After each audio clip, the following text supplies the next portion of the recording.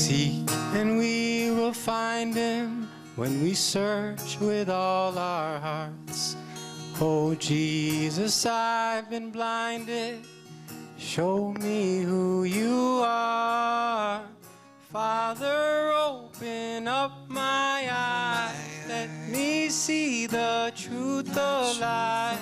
And as I trust in you, O Lord, let your Spirit be my guide. As I trust in you, O Lord, open my eyes.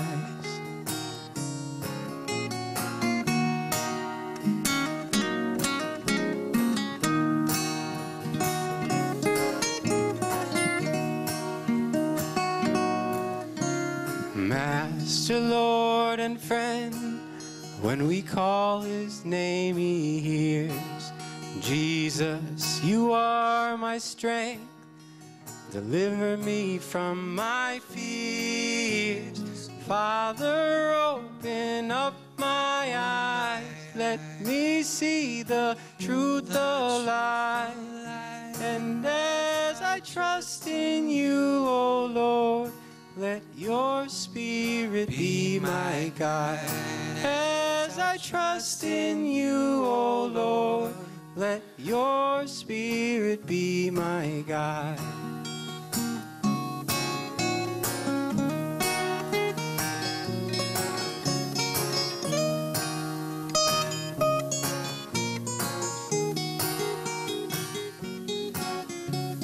Ask and we receive.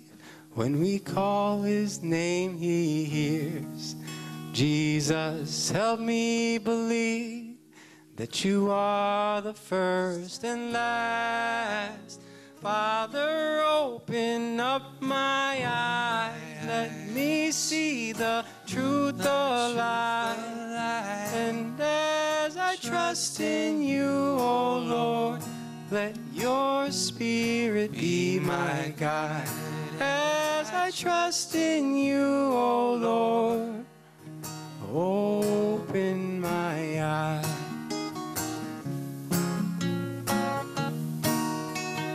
Open my eyes. Open my eyes. Open my eyes.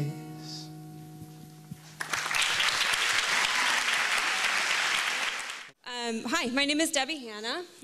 This is my second year of coming to these outreach nights at SMSV, and within the last year, I have become a new member of the SMSV congregation with my family. A year ago, we were actually living in Chicago, which makes us American.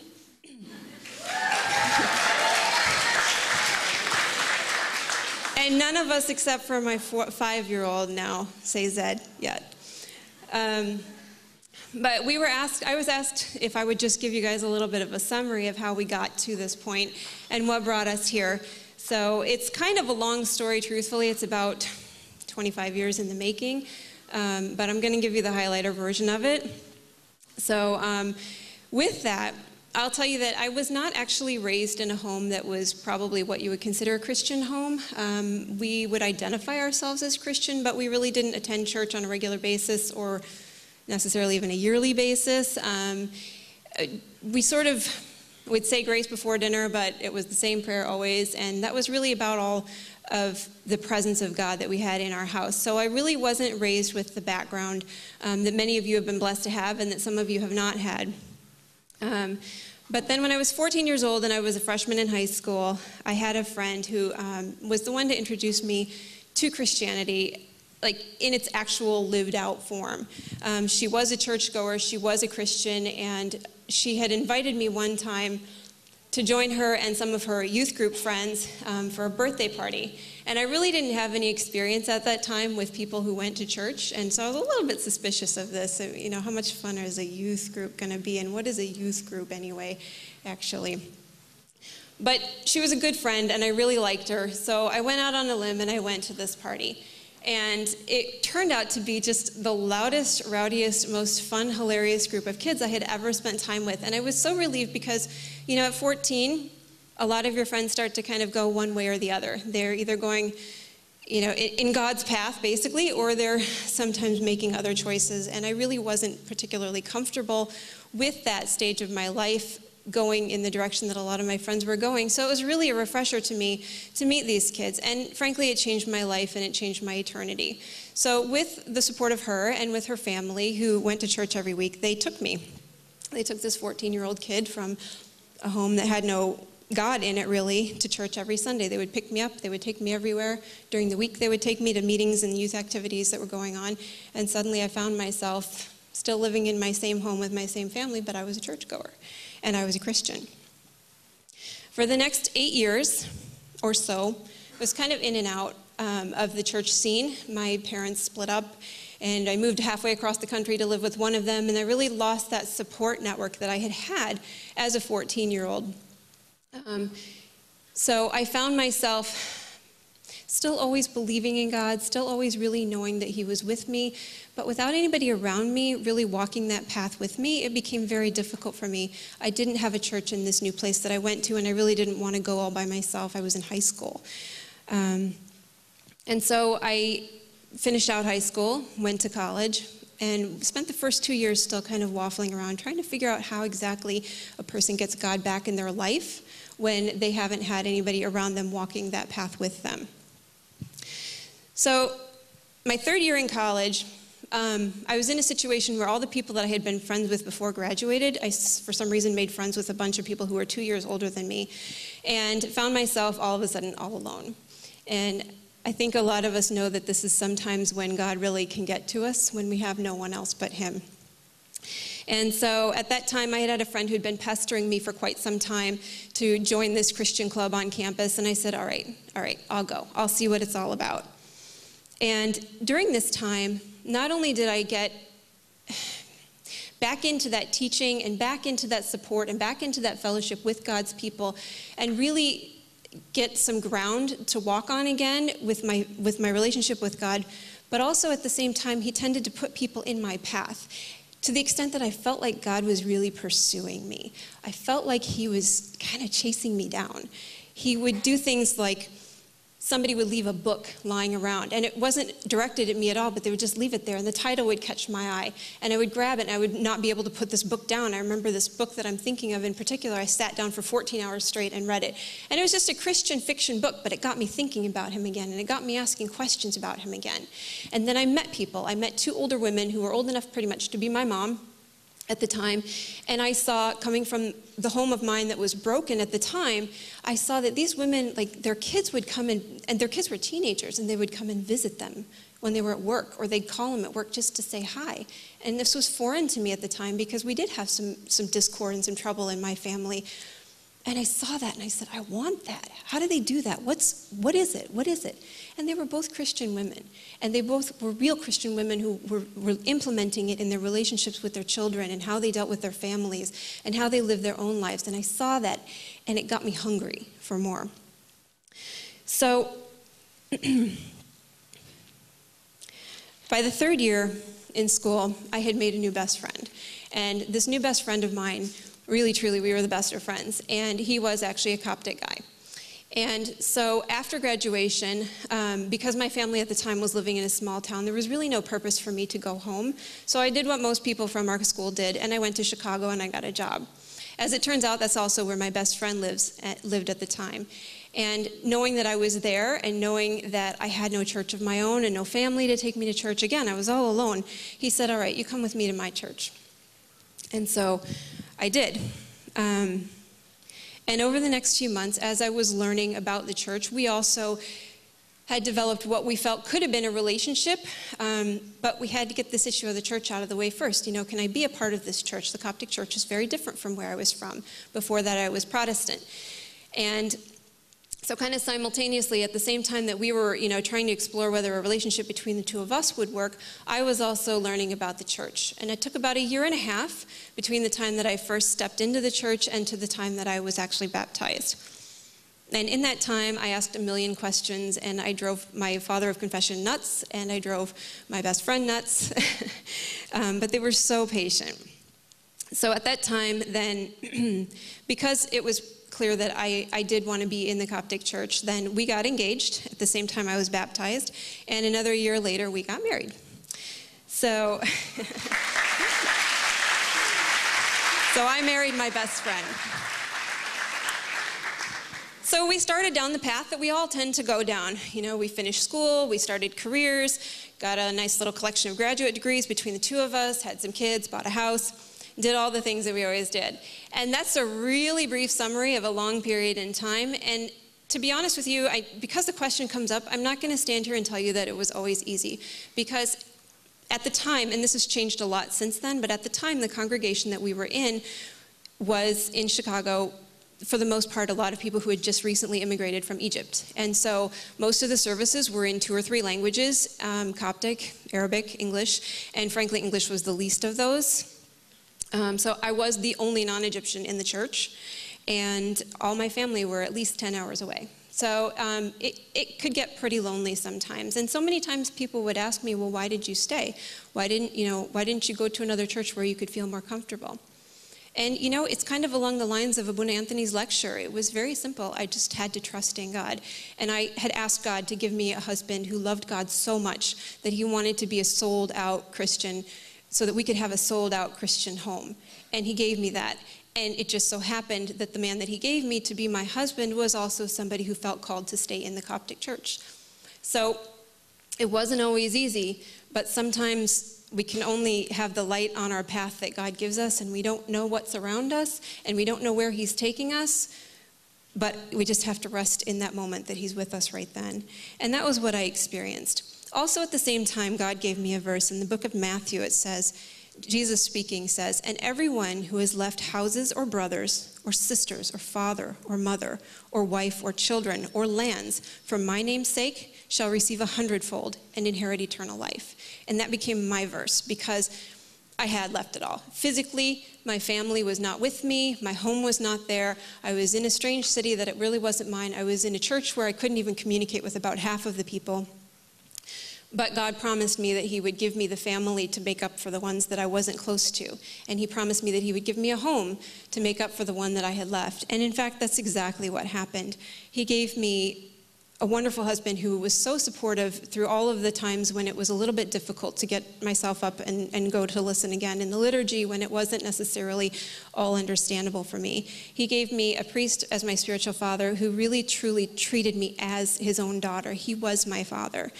And he gave me a community full of people that even though maybe we had some cultural differences and we had some language differences, somehow still so many of them really truly became like brothers and sisters and mothers and fathers to me. And it was a real blessing. And I felt that God was telling me, stay put, stay put, stay put. Don't go. Just stay here. This is good for you. So fast forward to last year. Last year we came for outreach nights, and this was the first time that we visited with our kids. We had visited in August previously. And at the time, our life on paper was perfect. We had the house in the suburbs, the kids were in school, we had the careers going, I was a work-at-home mom, nice collection of, all kinds of things that we pursue in this world.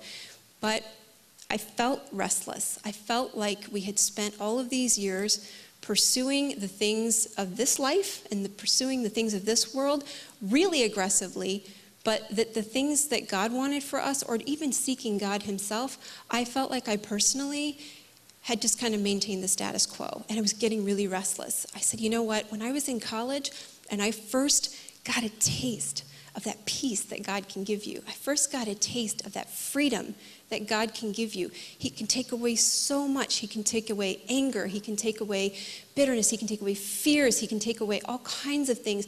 As Christians, we like to talk about how God gives you freedom from sin, but I don't think it's just your own sin that he gives you freedom from. I think that he gives you freedom from other people's sins against you too. I think that when someone has hurt you, you have the right to give it to God, and he'll take it away from you, and he'll take that hurt away from you, and he'll deal with it. And when something has gone wrong and something has failed, you can take that failure to God, and he'll take it away from you. And I learned this in those years when I was in college, and I was just really getting acquainted with God all over again. And then somehow we walked on this path in life and got sidetracked and got busy, and God had sort of taken a back seat. Not that we weren't with God. We were still going to church all the time. We were serving in the church, and my husband was doing marriage counseling, and there was a lot going on. But in my own mind and in my own heart, I was starting to get restless. I said, what about that dream? I had this dream of having a life as a real, hardcore, sold-out Christian, where everything I did made it obvious who my God was. And I don't feel like I'm living that life. So this was a year ago. And shortly before that, we had met Abuna Bishoy in Chicago when he had come to visit our church for some research that he was doing. And in that time, he had told us about SMSV, which at the time was, I think, about 2.5 years old. Still kind of in its infancy, but yet it was definitely off the ground. And to us, the idea of a Coptic church that was outreach-oriented, that was missions-focused, that was friendly to anybody who walked in off the street, no matter what culture they were from or what background they were from, was really just a dream. We had always dreamed about serving somehow in that capacity. We thought maybe we'd go to Africa or something. So we kept in touch with Abuna Bishoy all those months after we met him until the time that we came here. And when we came here, this is where this story kind of starts to read like a love story, really, in my mind and in my heart. Because we were only here our first visit in August of last year for about 36 hours. And in that time, we absolutely fell in love. We fell in love with the congregation. We fell in love with the worship in this church. And we fell in love with the liturgy. We fell in love with the priest. We fell in love with all the things that are happening at SMSV, the sandwich runs, the mission teams going to Africa, the activity that was going on that so clearly made it obvious that this church was really reaching outside of its own walls to try to bring Christ to other people who didn't necessarily know who he was. And to us, when we came here, to me personally, it reminded me of the description of heaven in the chapter 7 of Revelation that says, "After these things I looked, and behold, a great multitude which no one could number, of all nations, tribes, peoples, and tongues, standing before the throne and before the Lamb," who is Jesus. And when I came to SMSV, that's what I felt like I saw. I felt like I saw what has always been my picture of what heaven will look like. All different people, all different places, all different languages, all different nationalities, all different origins, everybody standing together worshiping God. So that was in August of last year, and for 6 weeks after that, we went home, and I personally just felt like a lovesick teenager when I thought about SMSV. I missed the people that I had met so much, and I missed the church, and I missed coming to the Sunday worship, even though we had only been here once. So when we had been told that there were outreach nights and the retreat, and this weekend that we're now going through last year, I said, I want to go. I want to go. We need to go. So we made our plans to come, and last year it was reversed. It was the retreat first, that's away from here, and then it was the outreach nights. And in that weekend, it was just falling in love all over again. We brought our kids, they loved it. They loved everybody here. It was such a special weekend to us. And then on one of the outreach nights, we were singing the song Mighty to Save. A lot of you know that song, many don't.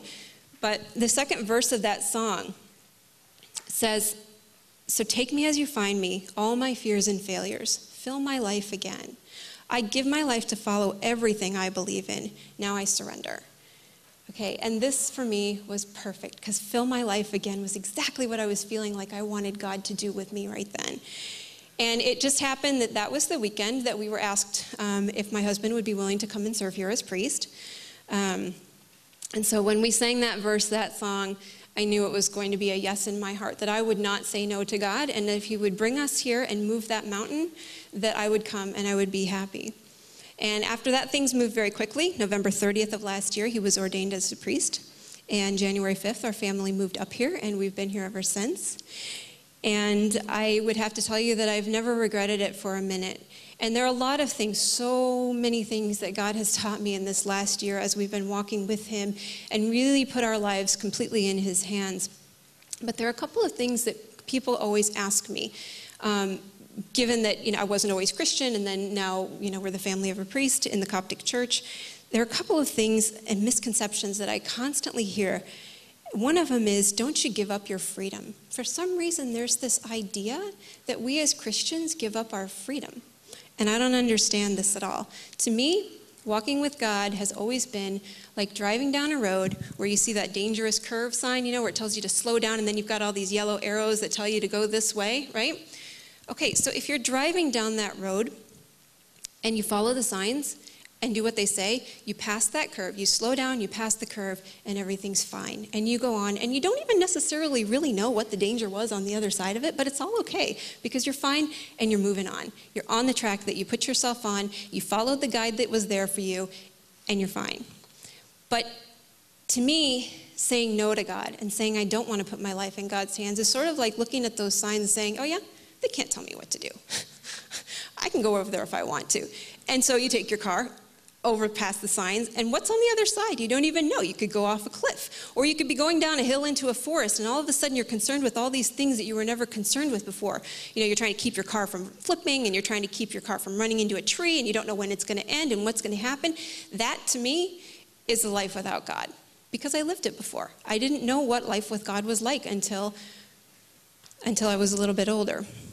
So I don't think that following God, you lose your freedom. I think that's a very small amount of things that God tells us not to do, but then we're released from so much worry. We're released from so much stress. We're released from having to make all the decisions in our life when we really don't know what to do. This is one of the things I feel like God has really taught me. And the second thing that God has really taught me that is not true is when people think that sometimes if you're a Christian and you're a real sold-out Christian who really, really, really loves to live your life with God, that you can't have any fun. This is so not true. And it's, Jesus said, where 2 or 3 are gathered together in my name, I am there in the midst of them. So if the God who created me gave me a desire to laugh and to have a sense of humor, then if I'm gathered together with his other children, isn't it logical that he would give us the best laughter we've ever had? Isn't it logical that he would give us the best joy that we've ever had? So when I think about my life, as it's been since I got serious about following God, and since we came here and decided to give him our lives and to let him show us our path instead, I have had more freedom and more joy than I've ever had before that. And I'm so thankful that this is the path that he brought us on. Thanks.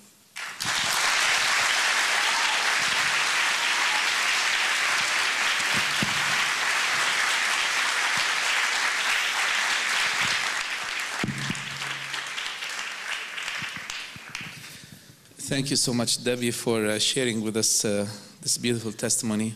And as Debbie was speaking about having a Coptic friend, and I leaned over to Abuna, I said, Abuna, did Debbie have another Coptic friend? Because she's saying all these nice things. And she said, I met a nice priest at SMSV. I said, I don't think we had any priest before I was there. I'm not sure all of these things. But I can tell you for sure that it's been an amazing pleasure to have Abuna Daniel and Debbie, Marina and Nathan and Adi just partner in the ministry in this past year. Don't you think so? Why do you think?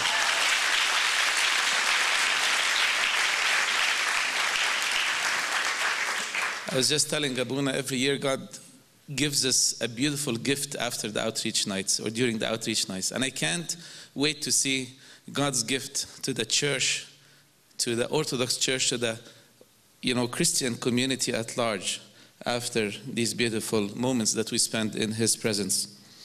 Just with a show of hands, I want to see who is our guests who are joining us for the first time ever in the church. Can you just put up your hands, please? A lot of wonderful people. Please give them a big round of applause. Thank you so much.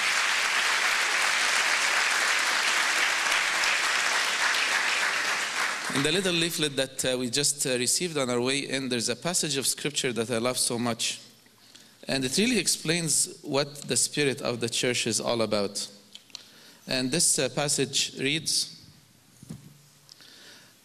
from Ephesians 3:14 to 21. It says, "For this reason I bow my knees to the Father of our Lord Jesus Christ, from whom the whole family in heaven and earth is named." So there's a family in heaven, and this family is also on earth. And this is exactly the first message that the scripture tells us that we try to live by here, that we are one family. All of us are connected together. The church is all about love and respect and support to every person. And the beautiful multicultural community in Toronto really is a great example for us to follow. And the beautiful image that Debbie just gave from heaven is always our target. I want to ask tonight, in case you don't know, what is the Orthodox Church? The Orthodox Church, the word Orthodox, is made up of two Greek words, ortho, which means correct or straightforward path, and doxa, which means worship or glory. So in a spiritual understanding or context, the word Orthodox means the correct faith or correct worship and glory of God. In case we haven't heard about this beautiful gem that was hidden in the rough for so many centuries, and we haven't heard about it, our beloved Coptic Orthodox Church. Our church is or was prophesied about, the only church that was prophesied about in the Old Testament. In Isaiah 19:19, it reminds us that in that day there will be an altar to the Lord in the midst of the land of Egypt, and a pillar at its gates. And this altar cannot be a pagan altar because it says an altar to the Lord, cannot be a Jewish altar because Jewish believers only sacrificed and worshipped in Jerusalem. So it was a prophecy for the altar of the Coptic Orthodox Church. The church was visited by the Holy Family, and the first altar established in Upper Egypt while the Holy Family was visiting Egypt, as it says in the Holy Scriptures. The Coptic Orthodox Church is a first century church that was established by Saint Mark the Apostle, and he was one of the Lord's apostles and followers whom the Lord celebrated the Last Supper at his family's house. There are a few things that the Coptic Orthodox Church is known for.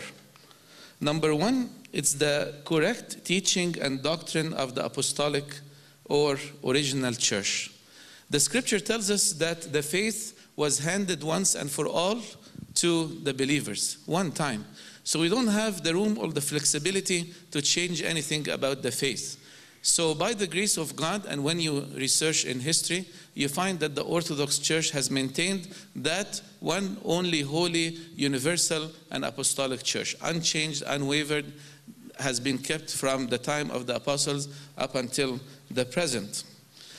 The church is also known for defending the true faith in the councils. In the early church, when there were so many heresies coming about, the Orthodox Church stood up, and we have heroes of the faith coming from the Coptic Orthodox Church who really determined or led the path of worldwide Christianity. Some of these heroes like Saint Athanasius, Saint Cyril, and Saint Clement.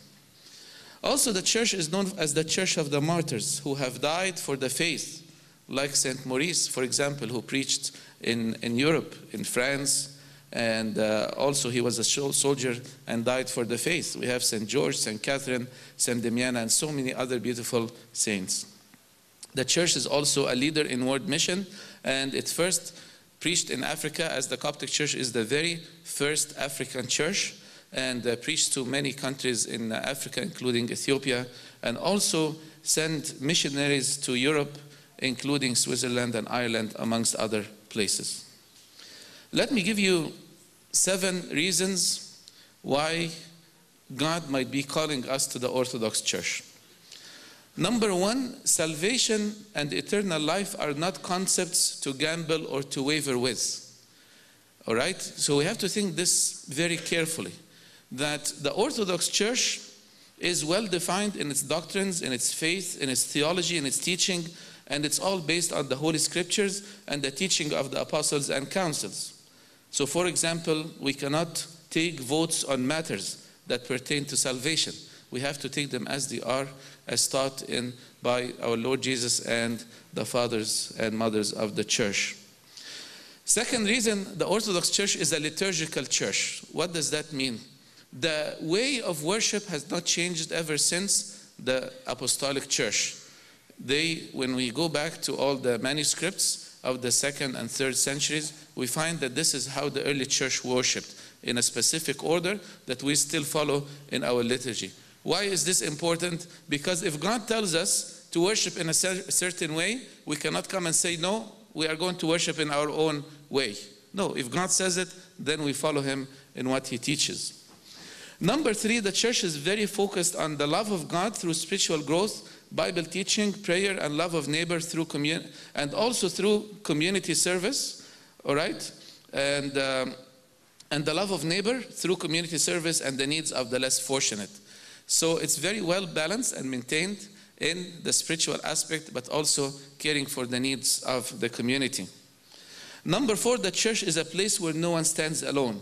We are one happy family, and we always look out for one another. And this is a very important aspect of the Orthodox Church, is the sense of family. And when you come, you definitely have this feeling.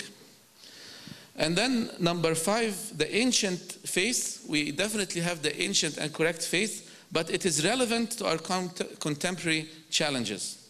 Members are well educated. Like if you look around you, I have some people who tell me when they go to school in university, some of their friends, they say, if they say anything about Christianity and faith, say, are you out of your mind?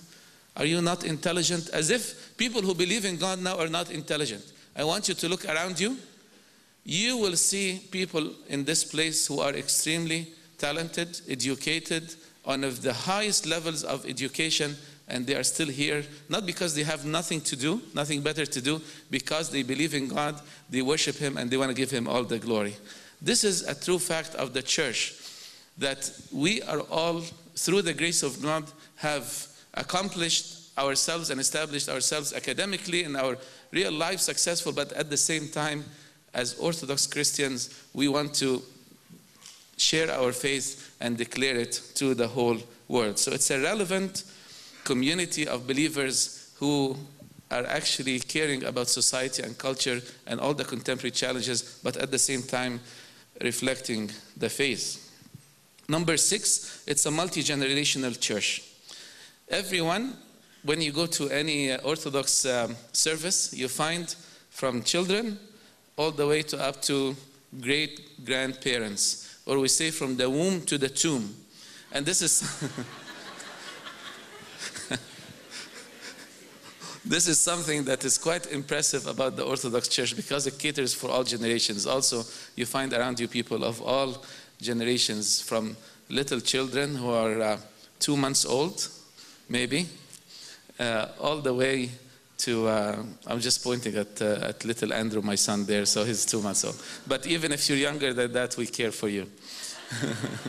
All the way to, till the time that the Lord calls you. And that's an amazing feature that the Orthodox Church has. Praise to God. Finally, number 7, while it was originally born as an ethnic church in its origins, the church has been making every effort to reflect Canadian multicultural society. And the church, by the grace of God, has so many different ethnicities and nationalities, as Debbie was telling us earlier. Let me conclude by this. My beloved, if you are currently a member of any church and you are happy and comfortable, please go back and spread the fire of the love of God and preach the good news to others who have not heard it. Imagine having maybe over 500 people in this place here, praise be to God. And if we are just like an army of God, go out into the world, we're going to change the world. The words that we hear tonight and tomorrow night, God willing, are life-changing. It's a decision that we need to make. If you are currently seeking, and the Lord has led you here tonight, please use this opportunity to know more and to make a decision.